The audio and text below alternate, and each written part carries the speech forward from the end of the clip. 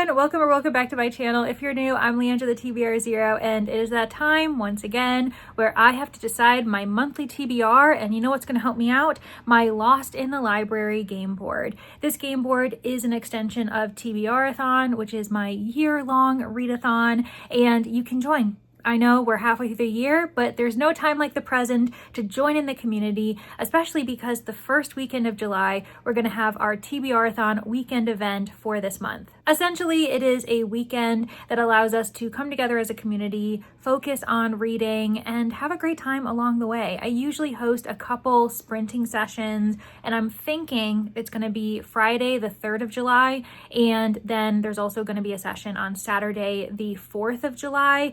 Times to be determined unless I have it on screen here. During those events, I end up focusing on Map of Stories, which was a map I created with 12 different locations. Each location is inspired by a different genre, and this time around, we are heading off to Rambling Acres. Here, I am meant to be reading a book that is a part of the contemporary genre, so contemporary fiction, and I have the perfect book, actually. That book is going to be Less is Lost by Andrew Sean Greer. This is the second book to Less, and I'm so excited because it's a part of my summer TBR. I ended up making a video, and I've already made pretty good progress. As of recording, I've read 3 books a part of that TBR, and I'm kind of flabbergasted that I have, because usually I make these seasonal TBRs and I don't have any faith that I'm going to touch any of these books. But I'm determined this summer, and I'm in the mood for them, which is great. So when it comes to Less is Lost, this follows Arthur Less, an author who in book 1 was feeling a bit jaded, a bit lost. He had ended a relationship and then decided he just needed to escape, accepted all of these invitations to various conventions, award ceremonies, writing retreats, and then things happened, and it was a lovely ride. It was really funny, really heartfelt, and apparently Greer realized there was more story to tell for our main character Les, and I can't wait to get into it, especially because it's quite short. So this is definitely going to be the book I read during the TBRathon weekend event, and it actually is a great segue into the Lost in the Library board because it helps me decide which room I'm starting in. Because TBRathon is a community event, I thought it would work perfectly for me to read a book during TBRathon and count it for that room. It doesn't have to be a reading prompt. It can just be something that you are doing within your community, whatever that community looks like, but I will be making it a reading prompt. All right, the plan is for me to just gather a large enough stack of books that will keep me busy during July. I think what I'm going to do this time is actually just make my way through every single room, and we'll see how many rolls that takes. So I'm going to grab all my ghosties, I'm going to grab my board, and we're going to start rolling. Let's get started. So the plan is to go through each room. There are 6 in total. I'm not going to use a ghost this time. Instead, I've got this ceramic duck that I love, and we're going to start in the community room just because I already have a book in mind, which I already told you. All right, 8-sided die. Let's do it. A 2. So it's a small number. Don't have too many options, but you know what? We're going to go down to 5-star prediction. 1, 2. I feel like I'm landing on 5-star prediction a lot, but I also have a lot of anticipated releases this year, so we're just going to go with it. On top of the fact that I have a buddy read planned for July with Danny Dabbles and Julie from Keep Calm with Books and Coffee. We are going to be reading the 3rd book in the Anna and Din mystery series, A Trade of Blood by Robert Jackson Bennett. Both books in the series so far have been 5 stars. I am a little bit nervous because I ended up trying City of Stairs by him, and that really fell flat for me. I feel as though I landed on a 3, but there are days when I think it probably is 2-star range. And so I'm nervous that that has muddied the water, tainted the water, and I'm really hoping that A Trade of Blood ends up reminding me that I do love that series so much, even though there may be areas in Robert Jackson Bennett's canon that aren't going to work for me. This entire series blends fantasy and mystery. It is a Sherlockian reimagining, so those who are mystery fans, you may not want to skip this series, even though the fantasy elements may feel a little bit foreign to you. It's really well done. I love the dynamic between Anna and Din, our Sherlock and Watson. And oh my gosh, it's so funny. It's so clever. And there are so many lines that I would love to underline. I'm definitely going to be pre-ordering the book, but we all have ARCs because the book doesn't actually come out until I believe August. So we have to take advantage of, our fortune having access to this book earlier than the public. So that is going to be my 5-star prediction. So here I'm at a crossroads. I could go towards adult fiction or nonfiction. Let's just see what the die does. A 5. Okay. I'm not going to think. We're just going to follow it. 1, 2, 3, 4, 5. Black author. Cool. So my little duck ceramic has landed on Black author, and I am so embarrassed to say that I'm still working on cast. The physical copy is actually on my nightstand. I can see it from where I'm sitting. And I just feel as though, as important as the book is, the heavy topic has been hard for me to gravitate towards. And I've been leaning more towards escape. I am determined to finish cast this year, but I do want to hold myself accountable and acknowledge that it's just been a long process, and I am going to finish that book. I promise you, we will all celebrate. And I'm sure quite a few of you, seeing that I'm reading it, have already picked it up, finished it, and now you're singing its praises. So you know what? Some good things have already come of it, even though I haven't finished the book myself. And it's so gripping. It's so important. It's just been a lot, and my brain has been so fuzzy this year that I know I'm not emotionally and mentally ready for it. With that said, I am adding another nonfiction to this TBR, and that is going to be Unbowed. This is by Wangari Maathai, and she was an environmentalist. And let me read this. So in Unbowed, Nobel Prize winner Wangari Maathai recounts her extraordinary journey from her childhood in rural Kenya to the international stage. When she found the Green Belt movement in 1977, she began a renowned poor people's environmental effort that soon inspired the world. Having endured jailings, beatings, and personal losses, Maathai continued to plant trees and change lives, and worked successfully to save Kenya's forests and to restore democracy to her beloved country. I want to read this so badly. I know that there are trials. I know that there is going to be some really serious, hard to read topics in here too, which probably some of you are thinking, well, if you are having a hard time with cast, how can you read this?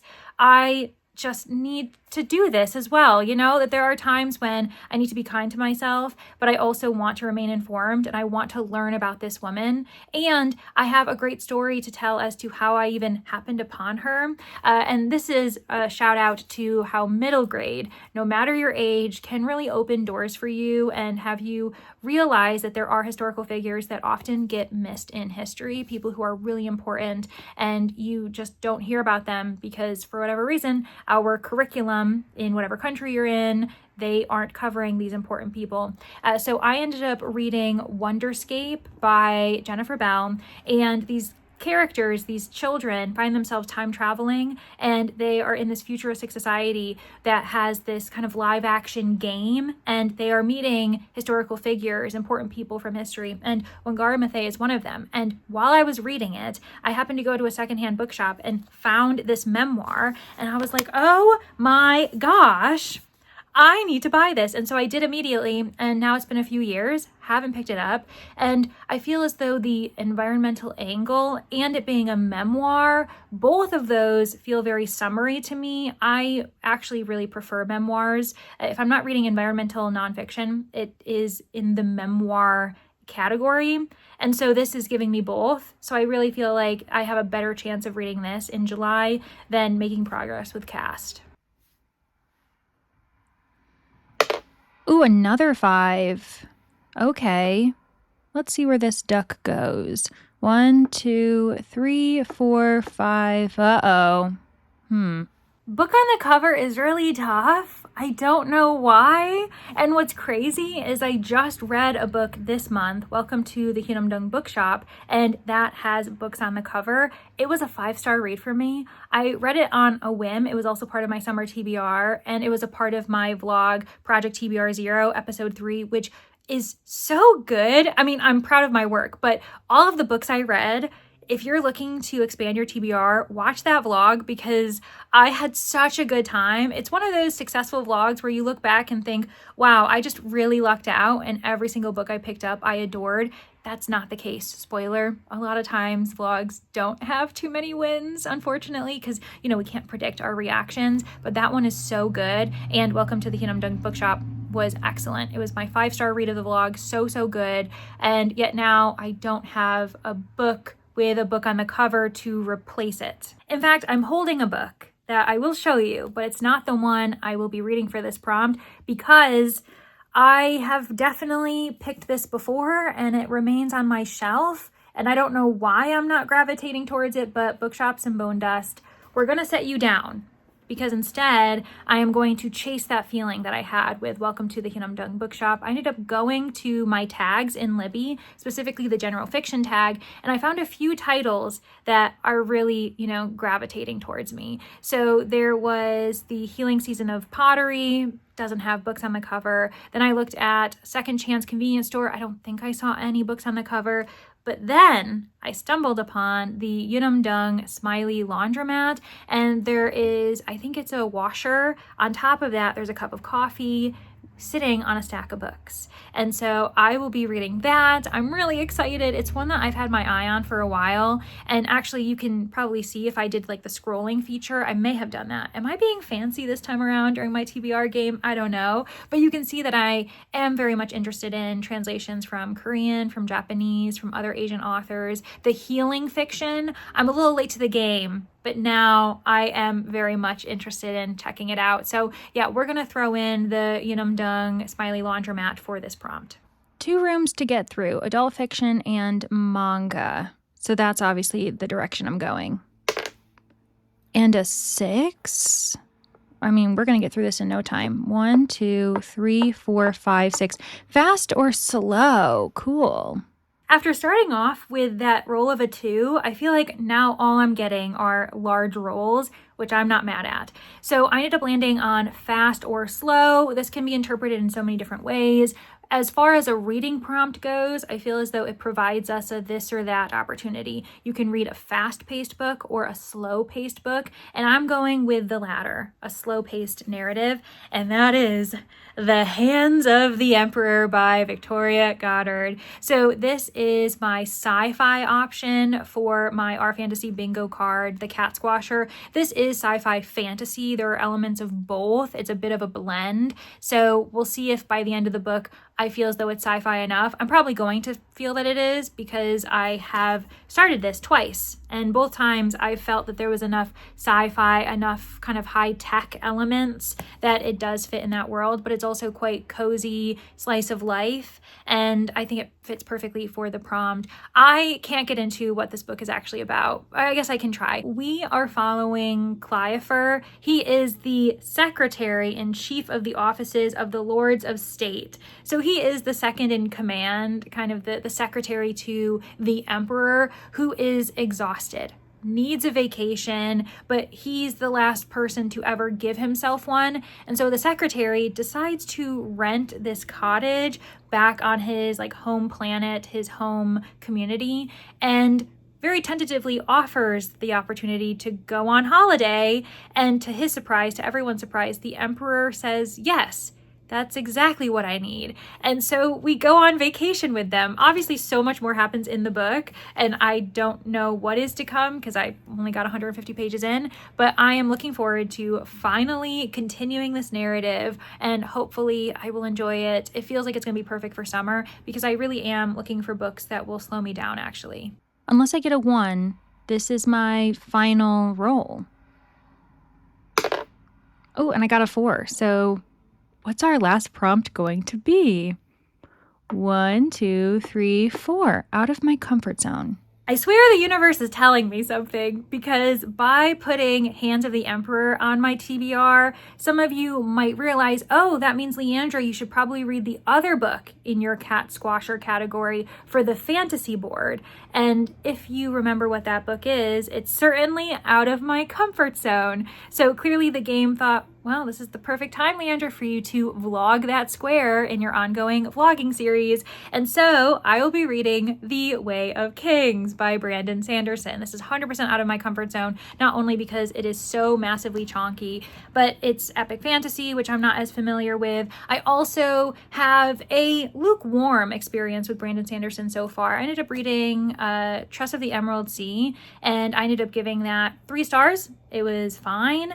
I will say that I read The Princess Bride. It ended up being a 2-star range book for me. So I'm feeling a bit more confident going into The Way of Kings, because it may just be that The Princess Bride, the literature version of it, not the movie is excellent, but the book and its reimaginings aren't really my thing. Kill the Farm Boy was another Princess Bride reimagining that I tried some time ago and DNF'd very quickly with my friend Brittany. So I just think that The Princess Bride in that format in books isn't working for me, no matter what the tone and the humor. But this is obviously the start of a completely different journey that does relate to that world. Trust of the Emerald Sea is a standalone within this universe. But yeah, we're gonna try this out. I know nothing about it. I'm gonna go in blind.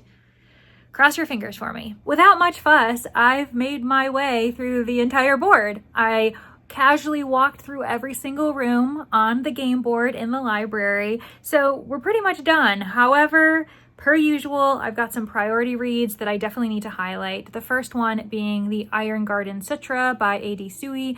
I am reading this with the library itself, with my YouTube members. Super excited. This month is our sci-fi month, and we just happen to have voted upon a sci-fi mystery, which definitely works for me, and I'm looking forward to this. I believe that one of the main characters is a monk. This is another veteran on my TBR videos, because I've said it once or twice that I planned on reading it, but then when the YouTube members voted for it to be our July read, well, I returned my copy to the library, and now I've got to go back to the library to pick it up. Hopefully it's available soon, because I'm going to want to devour this quickly. And I really don't remember what the synopsis is about, if I'm going to be honest. I've read it a handful of times, and I do actually have the e-arc, so if I wanted to read it on my e-reader, I could, but I'm going to allow myself to slowly remember what it's about once I actually start the book. And then I also have a middle grade on the docket. I'm pretty sure we're going to be reading this. I have a buddy read planned for The Clockwork Conspiracy by Sam Sedgman. This is one of the 2 authors for the Adventures on Train series, so it'll be interesting to see how this author writes on their own and with a completely different set of characters. So not too many books on the TBR, but the number of pages makes up for that tenfold. Thank you all so much for hanging out with me. I really do appreciate you. I hope you've had a great start to your summer. Let me know in the comments your favorite read so far. What was your favorite read in June? What are you excited about in July? If you are a library patron, if you're part of my YouTube members, are you as excited about the Iron Garden Sutra as I am? I think we're going to have a great discussion in the Discord. If you're not feeling chatty, I fully understand. Don't feel pressured to comment unless you want to send me some happy emojis in honor of Wangari Maathai. How about some nature emojis? Leaves, flowers, trees, water features. You know, those emojis can get really creative. I really do appreciate you all so much. I hope that you are treating yourselves well, drinking water, eating food, sleeping well. Make sure we're sleeping, and also have a good book by your side, because that helps too. Okay, until next time, friends. Bye, everybody.